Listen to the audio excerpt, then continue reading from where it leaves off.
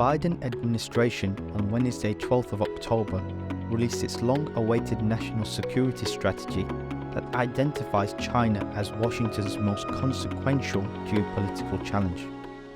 While spending tens of billions on a proxy war against Russia, US officials have repeatedly made clear that they view China as more of a challenge in the long term. The strategy says that the top foreign policy priorities for the US are to compete with China and constrain Russia.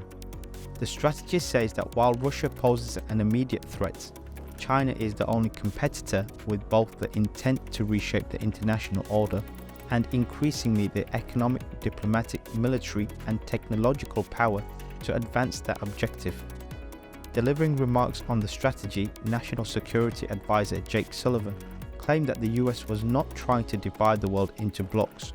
We will not try to divide the world into rigid blocks.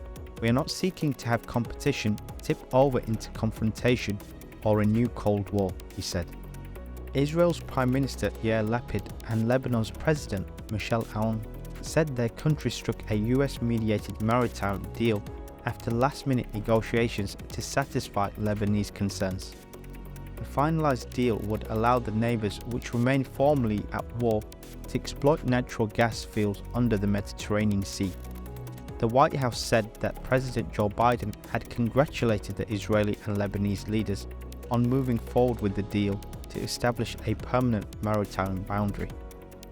The agreement will provide for the development of energy fields for the benefit of both countries, setting the stage for a more stable and prosperous region and harnessing vital new energy resources for the world, Mr. Biden said in a statement.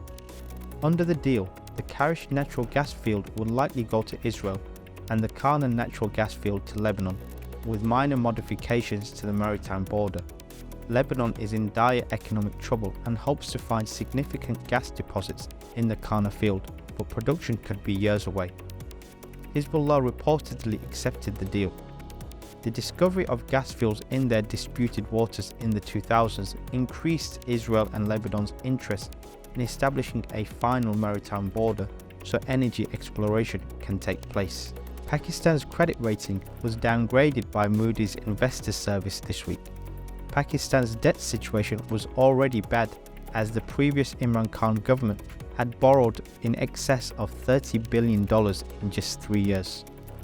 Pakistan remains heavily dependent on multilateral and bilateral partners for financing and meeting debt obligations.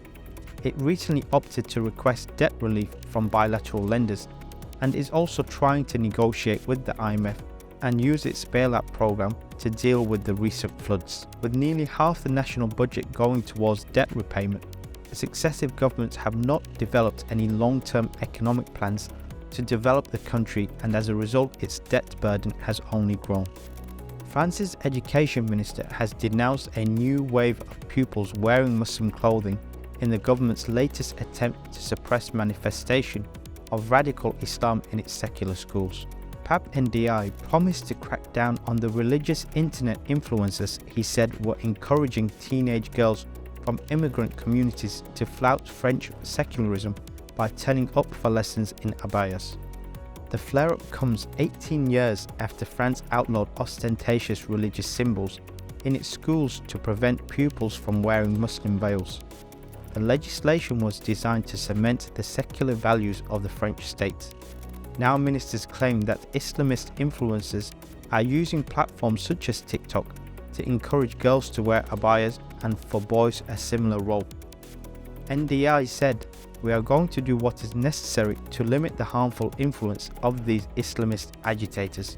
The Republic is stronger than TikTok." Head teachers say they are unsure whether abayas and thobes should be treated as religious symbols or as ethnic minority garments. The result has been confusion, with some schools refusing to let pupils through the gates in abayas or thobes, and others allowing them.